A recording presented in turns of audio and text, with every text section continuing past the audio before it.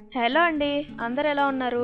కడాయి mutton కర్రీని సింపుల్గా ఎలా చేయాలనేది ఈ వీడియోలో అయితే చూపిస్తాను. పదండి చూసేద్దాం.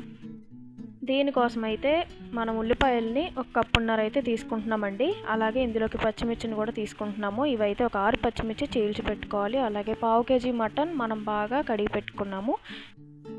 ఇప్పుడు ఒక కడాయిని తీసుకొని దాంట్లోకి అయితే ఒక 2 గరిటెల వరకు ఆయిల్ని యాడ్ చేసుకోవాలండి. నాన్ వెజ్ కర్రీకి కొంచెం ఆయిల్ ఎక్కువే ఉండాలి. హీట్ అయిన తర్వాత ఇందులో పచ్చిమిర్చిని వేసుకొని ఒక 2-3 నిమిషాల వరకు నార్మల్గా లో ఫ్లేమ్లో ఫ్రై చేసుకోవాలి.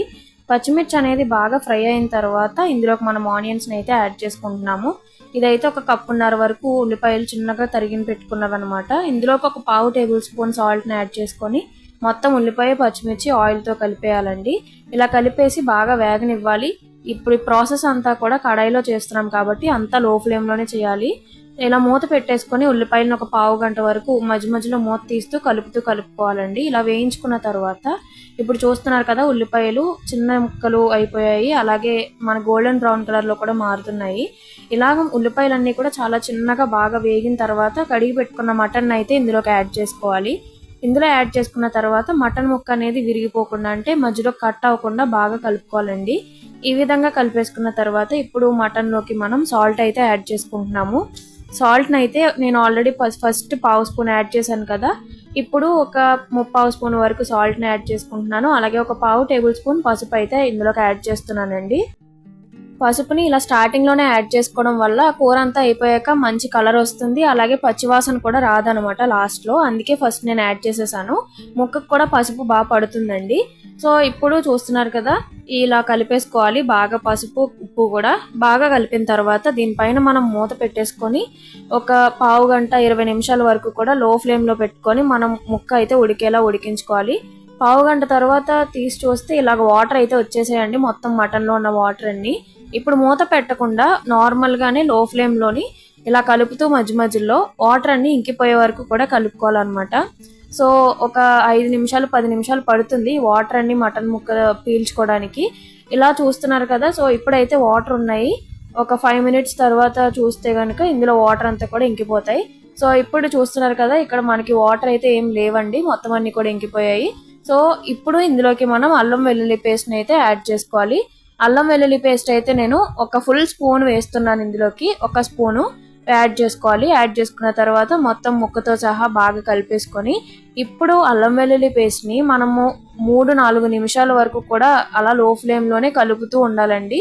లేదు అంటే పచ్చివాసన పోతుంది, కానీ హై ఫ్లేమ్లో పెట్టడం వల్ల మనకి కింద అంటేస్తుంది, అంటే కర్రీ టేస్ట్ పోతుంది అనమాట. అందుకని మనం లో ఫ్లేమ్లోనే వేయించుకోవాలి. ఇలా బాగా వేగిన తర్వాత నూనె అనేది కొంచెం కొంచెం పైకి తేలడం స్టార్ట్ అవుతుంది. ఇప్పుడైతే మనం ఇందులోకి 1 టేబుల్ స్పూన్ వరకు కారం అయితే యాడ్ చేస్తున్నాము. అంటే మేము కొంచెం స్పైస్ ఎక్కువ తింటాం కాబట్టి ఒక కారం మళ్ళీ వేసాను నేను ఇందులోకి. మీరు కనుక స్పైస్ తక్కువ తింటాను అనుకుంటే పచ్చిమిర్చి కారం వేసాం కదా, అది సరిపోతుంది. కారం అయితే అవాయిడ్ చేసేయచ్చు. ఇప్పుడు ఈ కారం అంతా కూడా బాగా కలిపిన తర్వాత ఒక 2 నిమిషాలు పచ్చివాసన పోయేలాగా మనం వదిలేయాలి. దాని తర్వాత ఒక లోటా వాటర్ తీసుకొని ఇందులో యాడ్ చేయాలి. లోటా వాటర్ అనగానే ఏమో అనుకుంటారేమో, కానీ ఇప్పుడు మనం చేస్తుంది కుక్కర్లో కాదు కడాయిలో కాబట్టి కొంచెం ఎక్కువ వాటరే పడతాయి. సో అందుకని నేను ఫస్ట్ ఇలాగ వాటర్ని ఒక లోటా వేసుకున్నాను. లోటా లెక్కన తెలీదు అంటే కనుక 2 పెద్ద గ్లాసులతో వాటర్ అయితే యాడ్ చేసుకోవాలన్నమాట.